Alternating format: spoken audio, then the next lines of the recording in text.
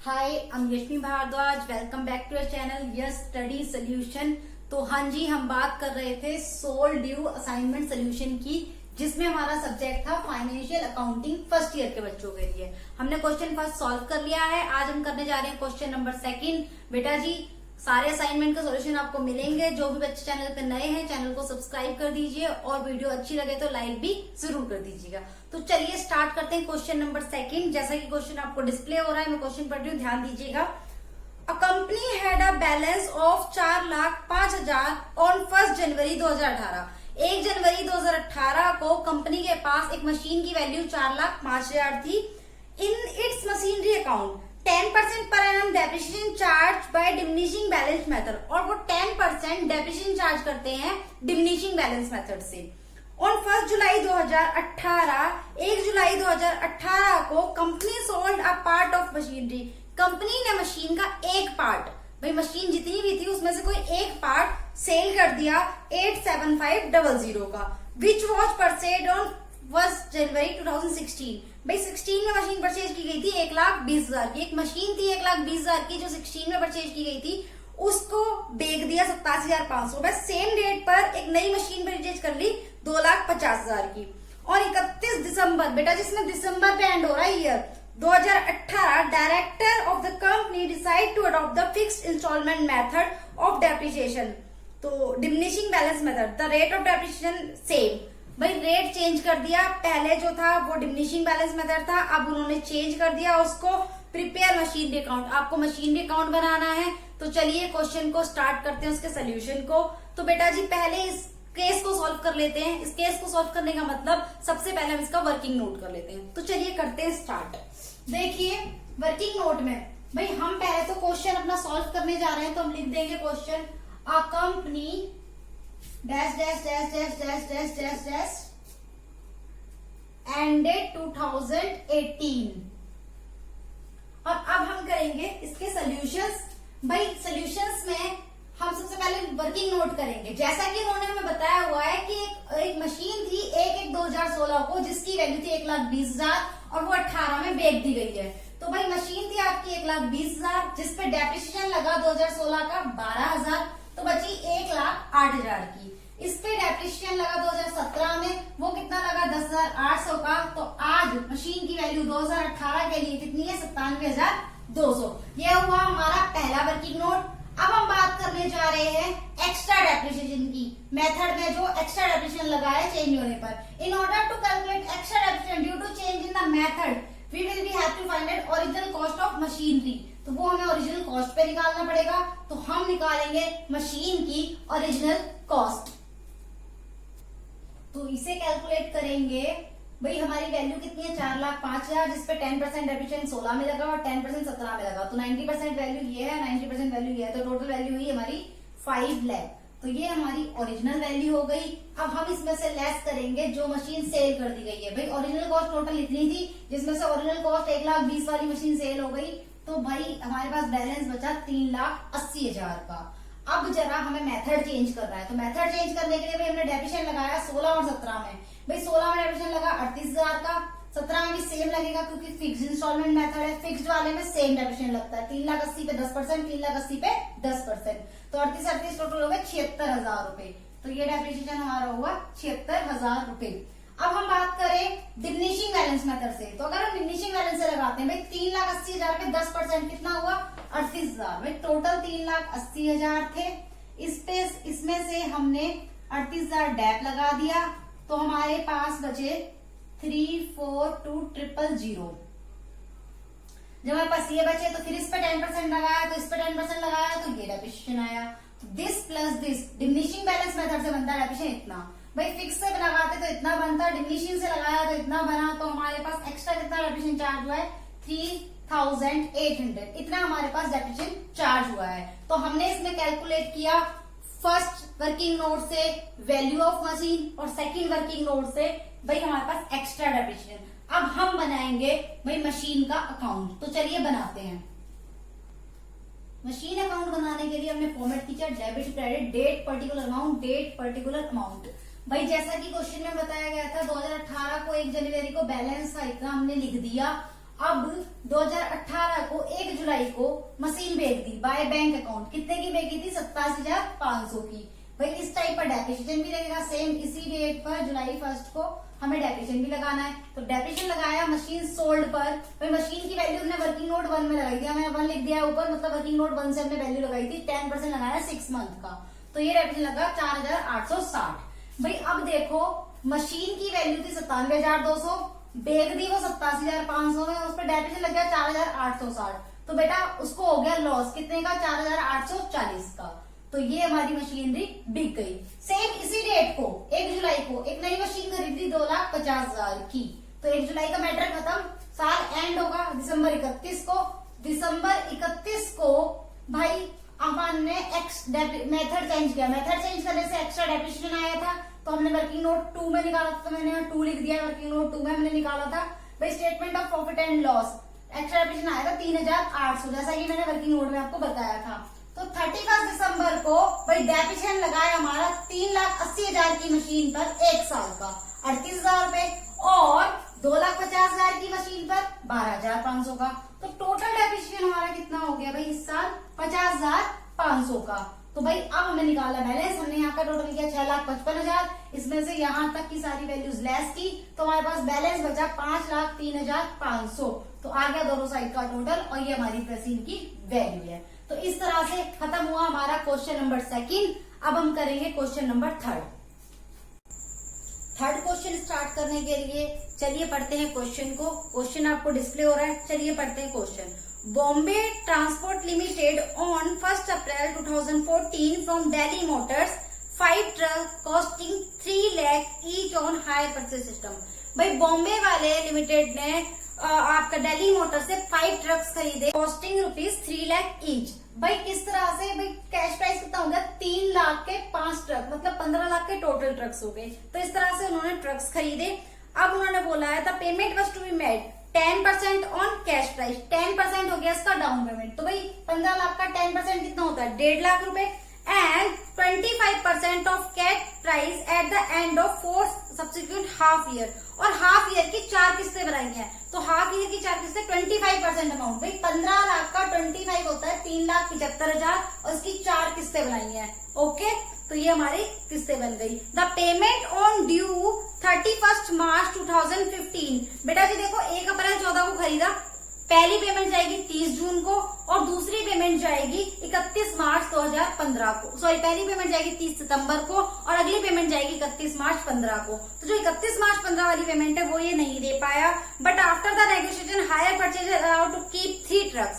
पर जब नेगोशिएशन हुई तो 3 ट्रक उसने अपने पास रखे, और 2 ट्रक को वो वापस ले गया अगेंस्ट द अमाउंट ड्यू, जितना भी पैसा था। The truck being valued at cost less 25%, और वैल्यू का चली कि जो भी कॉस्ट है उसमें से 25% लेस कर दो, वो उसकी वैल्यू पर ले जाएगा। बॉम्बे ट्रांसपोर्ट क्लोज इट वो 31 मार्च every year and charge at 15% पर एडम ओरिजिनल कॉस्ट, और 15% का वो खुद डेप्रिसिएशन चार्ज करता था। The vendor spend ₹60,000 on getting the truck repair. भाई जब वो अपनी ट्रक्स वापस लेकर गया तो उसने उन पर 60,000 रुपए खर्च किए, and sold them on 2.5 lakh, और 2.5 लाख में बेच दिया। आपको बनाने हैं इसके अकाउंट्स, तो अकाउंट्स बनाने से पहले हम कुछ वर्किंग नोट कर लेते हैं, उसे समझ लेते हैं। तो ध्यान दीजिए क्वेश्चन पे, मैंने क्वेश्चन स्टार्ट किया Bombay transport dash dash dash the parties. Calculation of interest, सबसे पहले तो हम इंटरेस्ट की कैलकुलेशन करेंगे, क्योंकि हमें पूरे क्वेश्चन में इंटरेस्ट का रेट गिवन नहीं है। तो टोटल कैश प्राइस मैंने बता दिया आपको, 3 लाख के 5 ट्रक 15 लाख के हो गए। हायर परचेज प्राइस क्या हुआ? 10% उसने आपको दी डाउन पेमेंट, और 3,75,000 की दी 4 किस्तें। टोटल हमारा हो गया हायर परचेज 16,50,000। इस हिसाब से टोटल इंटरेस्ट हुआ 16,50,000 माइनस 15 लाख, 1,50,000। ये आपकी इंटरेस्ट हो गई। तो अब इंटरेस्ट तो टोटल आई है ना, और हमें चाहिए अलग अलग रेट, हमें गिवन नहीं है। जब रेट गिवन नहीं होता तो हम मेथड लगाते हैं इनवर्स मेथड। तो इनवर्स मेथड में पहली किस्त 4, फिर 3, फिर 2 और फिर 1। तो रेट क्या हो गया? 4/10 रेशियो वाला मेथड लग गया। तो भाई हमने 1.5 लाख को डिवाइड किया 4/10 60,000, 1.5 लाख का 3/10 45,000, 2/10 30,000 एंड 1/10 15,000। तो इस तरह से हमारी इंटरेस्ट आ गई। चलिए अब बनाते हैं अकाउंट्स बोथ पार्टीज की बुक्स में। अकाउंट्स बनाने से पहले हम कर लेते हैं वर्किंग नोट। भाई वर्किंग नोट किस चीज का? कि भाई जो 2 ट्रक वापस लिए गए हैं उनकी क्या वैल्यू हुई, इनसे प्रॉफिट हुआ या लॉस, ताकि हमें अकाउंट्स बनाने में इजी हो सके। तो चलिए हम लिखते हैं agreed value of 2 truck taken by the vendor. भाई वेंडर ने 2 ट्रक लिए थे, 3 लाख का एक था, 2 कितने के 6 लाख के। इसने कहा था 25% लेस कर दो, उतनी वैल्यू पे लेकर जाऊंगा। तो 25% लेस किया तो 4.5 लाख इसकी तरफ से वैल्यू बनती है। लेकिन अगर हम बात करते हैं हायर परचेजर की, in the book of hire purchaser, तो 3 लाख के 2 ट्रक 6 लाख के हो गए। इसने डेफिनेशन लगा भी एक ही तो साल हुआ, 31 मार्च 15 को तो जा रहा है, तो 90,000 का डेफिनेशन लेस हुआ 5,10,000। भाई जो चीज 5,10,000 की थी उसे वेंडर 4,50,000 में लेके आया। लॉस ऑन डिफॉल्ट कितना लॉस हुआ? 5,10,000 माइनस 4,50,000 इज इक्वल टू 60,000। तो ये 60,000 का हमारा लॉस हुआ। चलिए अब बनाते हैं हम accounts. In the book of Bombay transport, जो कि हायर परचेजर है, इसकी बुक में बनाएंगे हम ट्रक का अकाउंट और हायर वेंडर का अकाउंट। तो पहले हम बना रहे ट्रक अकाउंट। डेबिट क्रेडिट दो साइड होती है, date particular amount, date particular amount. बेटा जी सबसे पहले 2014 1 अप्रैल को इसने ट्रक खरीदे टू दिल्ली मोटर्स, 15 लाख के ट्रक खरीदे थे। इस साल का एंड कब होगा? 2015 में 31 मार्च को डेबिशन लगा 15 लाख पे 15%, 2,25,000। 31 मार्च को ट्रक वापस कर लिए गए थे, तो हमने वर्किंग नोट फर्स्ट में किया था, दिल्ली मोटर्स ने 4.5 लाख वैल्यू लगाई थी, तो 4.5 लाख वैल्यू हो गई। 31 मार्च वर्किंग नोट 2 में हमने लॉस ऑन डिफॉल्ट निकाला था, 60,000 का लॉस हो गया। तो बाकी कितना बचा? लेस कर देंगे, बैलेंस बन गया। तो ये बन गया आपका ट्रक अकाउंट। चलिए बात करते हैं अगले अकाउंट की। अब बनाते हैं Delhi motors account. Debit credit date particular amount, date particular amount. हाँ जी, तो हमने स्टार्ट किया 2014 1 अप्रैल को। सबसे पहले ट्रक 15 लाख के, भाई दिल्ली मोटर्स से 15 लाख के बेचे हैं। अब सितंबर 1 अप्रैल को उसने पेमेंट की। कितने की पेमेंट की? 1.5 लाख की। तो आपने लिख दिया 1 अप्रैल टू बैंक अकाउंट 1.5 लाख। बात क्लियर है? अब चलते हैं सितंबर 30 को। सितंबर 30 को इंटरेस्ट लगा, पहला इंटरेस्ट 60,000 रुपए का लगा था, तो 60,000 रुपए इंटरेस्ट लगा। तो सितंबर 30 को हमारी फर्स्ट इंस्टॉलमेंट जाएगी टू बैंक अकाउंट। कितनी गई? 3,75,000। यहाँ तक तो सब कुछ क्लियर था। अब आया साल का एंड, अगली इंस्टॉलमेंट का 2015 31 मार्च, तो अगली इंटरेस्ट लगी 45,000। क्लियर है? पर जब इंस्टॉलमेंट देने की बारी आई तो इंस्टॉलमेंट नहीं दी, सेटलमेंट हो गया। तो टू ट्रक अकाउंट, ट्रक कितने में गए? 4.5 लाख में। तो चलिए देखते हैं बैलेंस कितना हुआ। टोटल किया 16,05,000, इसमें से लेस किया इन सबको, तो आया 6,30,000। तो इस तरह से प्रिपेयर हुआ दिल्ली मोटर्स अकाउंट। ये थी बुक्स बॉम्बे ट्रांसपोर्ट की। तो चलिए बनाते हैं अब दिल्ली मोटर्स के account. In the books of Delhi Motors, higher vendor है, इसकी बुक में मिलेगा बॉम्बे ट्रांसपोर्ट का अकाउंट। तो बॉम्बे ट्रांसपोर्ट, बेटा जी स्पेलिंग में मिस्टेक है थोड़ी सी, एक minute. Transport, Bombay transport account, date particular amount, date particular amount. तो चलिए स्टार्ट करते हैं इस अकाउंट को। तो सबसे पहले लिखिए 2014 1 अप्रैल टू हायर सेल्स। सेल्स है भाई 15 लाख की, ठीक है। तो इसी डेट को आपको पेमेंट रिसीव हो रही है बाय बैंक अकाउंट 1.5 लाख, तो 1.5 लाख ये रिसीव हो गए। अब सितंबर 30 को फर्स्ट इंस्टॉलमेंट बनेगी जिसपे इंटरेस्ट लगेगा 60,000 रुपए। तो भाई इसकी पेमेंट होगी 3,75,000 रुपए। अब साल एंड होगा 2015 31 मार्च को, इंटरेस्ट लगी 45,000, बट आज की डेट की इंस्टॉलमेंट नहीं दी गई। तो आज गुड्स वापस हो गया, तो हमने दिया गुड्स डिपॉजिट अकाउंट 4,50,000। तो ये आ गया। तो चलिए बैलेंस निकालते हैं। टोटल किया, यहाँ से माइनस किया, तो बैलेंस आया 6,30,000। तो इस तरह से हुआ बॉम्बे ट्रांसपोर्ट अकाउंट। अब ये बंदा सेलर है, इसने कुछ पैसा लगा करके वो दोबारा बेच दिया गुड्स, तो उसके लिए हम बनाएंगे गुड्स रिपोजिट अकाउंट। चलिए करते हैं गुड्स रिपोजिट अकाउंट। भाई debit credit particular amount, particular amount nominal account है। तो बेटा जी इसको स्टार्ट करेंगे टू बॉम्बे ट्रांसपोर्ट। भाई बॉम्बे ट्रांसपोर्ट से कितने का माल वापस आया? 4.5 लाख का, ठीक है। टू बैंक अकाउंट, कितना खर्चा कर दिया उसने? 60,000। तो टोटल कॉस्ट कितनी होगी दोनों ट्रक की? 5,10,000 रुपए हो गया उसका, जिसमें से उसने एक ट्रक बेच दिया बाय बैंक अकाउंट, एक ट्रक बेच दिया 2.5 लाख का। बात क्लियर है? तो भाई इसमें प्रॉफिट हुआ या लॉस चेक करते हैं। भाई 2.5 लाख का तो बेचा ही है, 5,10,000 के 2 ट्रक थे, तो एक ट्रक कितने का होगा? हाफ। तो इसमें से इसको लेस किया तो बेटा 5,000 नेगेटिव आ रहा है, तो 5,000 का लॉस हो गया। तो बाकी कितना बचना चाहिए? नेक्स्ट का बैलेंस। तो वैसे माइनस करके देख लीजिए, तब भी 2,55,000 आ रहा है, हाफ ऑफ 5,10,000 ये भी 55,000 आ रहा है। तो इस तरह से हमारा ये क्वेश्चन होता है कंप्लीट, जिसमें हमने दोनों पार्टीज के अकाउंट बनाए। चलिए करते हैं क्वेश्चन नंबर 4। तो क्वेश्चन 4 के लिए मैं पढ़ रही हूँ क्वेश्चन, जैसा कि आपको क्वेश्चन डिस्प्ले हो रहा है, ध्यान से समझिएगा। PQRS पार्टनर्स हैं, business sharing 4321, they decide to dissolve the partnership firm, उनकी फर्म बंद हो रही है and the balance sheet is given, balance sheet आपको गिवन है, दिख रही है। तो चलिए बैलेंस शीट गिवन है आपको, अब इसमें कुछ इन्फॉर्मेशन दी हुई है और बोला है रियलाइजेशन अकाउंट बनाओ, कैपिटल अकाउंट बनाओ, कैश अकाउंट बनाओ। तो इसके बेसिस पर बैलेंस शीट को देखते जाइए और देखते सोल्यूशन स्टार्ट करते हैं। हमने बनाया रियलाइजेशन अकाउंट, सबसे पहले हमने लिखा land and building 2,86,000, furniture and pictures 65,000, stock लिखा हमने 1 लाख, देखिए असेट्स में से सारा लिखना है। नेक्स्ट उसके बाद डेटर लिखे हमने 1 लाख के, और कैश इन हैंड लिखा हमने, सॉरी कैश तो हम लिखेंगे ही नहीं, तो ये हमने यहाँ पे ट्रांसफर कर दिया। अब हम बात करते हैं लाइबिलिटीज की। तो अगर हम लाइबिलिटीज की बात करें तो लाइबिलिटीज में हमने लिए सबसे पहले क्रेडिटर 36,000 के, और उसके बाद लिया मॉर्टगेज लोन 1,10,000 का, रिजर्व बढ़ जाएगा और कैपिटल भी बढ़ जाएगा, कैपिटल अकाउंट में जाएगी। तो चलिए आगे क्या लिखा है क्वेश्चन में पढ़ते हैं। आगे क्वेश्चन में लिखा है द असेट्स वाज लाइज हुई असेट्स लैंड एंड बिल्डिंग 2,30,000। तो जब रिलाइज होती है तो लिखते हैं by cash account, land and building 2,30,000, furniture and pictures 42,000, debtors हो रहे हैं आपके 65,000 के, और स्टॉक हो रहा है आपका 72,000 का। टोटल किया तो असेट्स के लाइजेशन से पैसा मिला 4,09,000। तो चलिए आगे क्या लिखा है, आर बिकम इंसॉल्वेंट, आर आपका इंसॉल्वेंट हो गया, ध्यान रखिएगा, and realise nothing lies in private asset, उससे कुछ भी रिलाइज नहीं हुआ है। Applying principle of Garner rule है, आपने कैपिटल अकाउंट बनाना है और करनी है पेमेंट्स। तो बेटा फर्दर क्रेडिट दिए हैं आपको 18,000 के, तो चलिए करते हैं पेमेंट कैश अकाउंट। खर्चे हो रहे हैं 7,800 के, क्रेडिटर है आपके 36 के, तो हो रहे हैं 18,000 फर्दर है, टोटल कर दिए। मॉर्टगेज लोन हो गया आपका 1,10,000 का, तो टोटल पेमेंट की आपने 1,71,800। इस साइड का टोटल किया 6,55,300 आ रहा है, इसमें से इस साइड का टोटल लेस किया तो हमारे पास आया 1,03,000। ये हमारा लॉस हो गया, इसको हमने डिस्ट्रीब्यूट कर दिया, तो लॉस को डिस्ट्रीब्यूट किया 4:3:1 के रेशियो में, आप करके देख लीजिए, तो आपका रियलाइजेशन अकाउंट हुआ कंप्लीट। तो चलिए करते हैं capital account, partners capital account. Particular 4 partner है, PQRS। सबसे पहले लिखते हैं balance brought down. Balance brought down में भाई पी का है 1,68,000, बैलेंस शीट में देखा था आपने, क्यू का है 1,08,000। आर और एस का इधर क्यों नहीं लिखा, क्योंकि उनका डेबिट बैलेंस दिया हुआ है, तो यहाँ लिख दिया बैलेंस डी 25,000 18,000। उसके बाद जनरल रिजर्व बैलेंस शीट में था, बाय जनरल रिजर्व दिस ये बांट दिया 4:3:2:1 में बांट दिया। उसके बाद कैपिटल रिजर्व दिया था, तो उसको भी 4:3:2:1 में डिस्ट्रीब्यूट कर दिया। तो अब हम बात करते हैं रियलाइजेशन की। तो रियलाइजेशन में हुआ था लॉस, ये 4:3:2:1 में ये हमने डिस्ट्रीब्यूट कर दिया था, तो ये हमारा रियलाइजेशन का लॉस हो गया।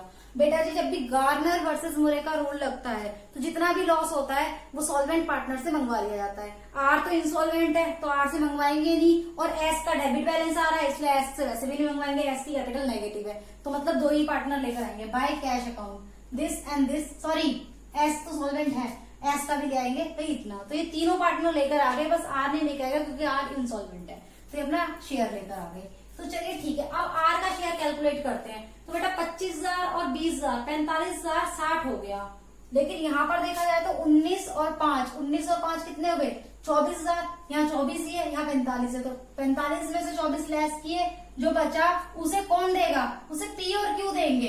एस क्यों नहीं दे सकता, क्योंकि देखो एस का 28,000 कुछ यहाँ पर है और ये नेगेटिव बैलेंस आ रहा है, इसलिए एस नहीं दे सकता, तो इसको जो आर का शेयर बचा है इसे पी और क्यू देंगे। इसको मैं वर्किंग नोट में दोबारा समझाती हूँ आपको। तो ये आर का भी खाता बंद हो गया, एस का भी खाता बंद हो गया। बात करते हैं पी और क्यू की। तो इन्होंने पी और क्यू ने आर को दिया तो आर के कैपिटल से डेबिट हो जाएंगे, इसने इतना दिया, इसने इतना। पी का टोटल किया इतना आया, इसमें से डेबिट साइड का लेस किया, ये बच गया। क्यू का टोटल किया इतना आया, इसमें से डेबिट साइड का लेस किया, ये है, तो ये इनकी फाइनल पेमेंट हो गई। ओके, तो इस तरह से बना आपका कैपिटल अकाउंट। तो चलिए करते हैं वर्किंग नोट कि भाई ये कैसे हुआ। तो वर्किंग नोट के लिए भाई पहला पॉइंट तो मैंने आपको पहले बताया था, पी क्यू और एस अपना कैश लेकर आएंगे जो लॉस वाला था, क्लियर है ये चीज। दूसरा आज एफिशिएंसी, भाई आर के शेयर में भाई इस तरफ 45,060 रहा था, उस तरफ 24 रहा था, तो 21,060 बचा। Will be share P and Q in the ratio of adjusted capital. कौन से रेशियो में जाएगा ये, इनके एडजस्टेड कैपिटल के रेशियो में जाएगा। तो भाई एस नहीं शेयर करेगा, क्यों, क्योंकि एस का डेबिट बैलेंस है। तो एडजस्टेड कैपिटल कैसे निकाली जाएगी, भाई क्यू का कितना था 1,60,000 प्लस 38,000 रिजर्व के प्लस 10,000 रिजर्व के, टोटल 2,16,000 हो गया। क्यू का कितना था 1,08,000 28,000 रिजर्व के और 7,500 कैपिटल रिजर्व के, टोटल हो गया 1,44,000। ये इनकी एडजस्टेड कैपिटल होगी, तो रेशियो बना देंगे। इसका हो गया 30 से 30 कैंसिल 216 144, इसको कैंसिल किया 3:2 का रेशियो बन गया। पी शेयर देखा, मैंने बताया था ना इस तरह से आएगा, क्यू का शेयर 8424। तो इस तरह से हमारा वर्किंग नोट क्लियर हुआ। चलिए बनाते हैं कैश अकाउंट और करते हैं क्वेश्चन को खत्म। Cash account to balance BD 15,500 जैसा कि हमें बैलेंस शीट में दिया हुआ था। लाइजेशन अकाउंट जो असेट्स लाइज होती 4,09,000 की होती क्रेडिट साइड में, वो लिख लिया।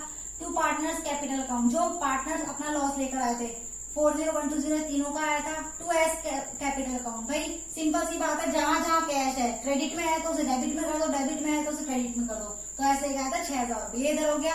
अब बात करते हैं क्रेडिट साइड की।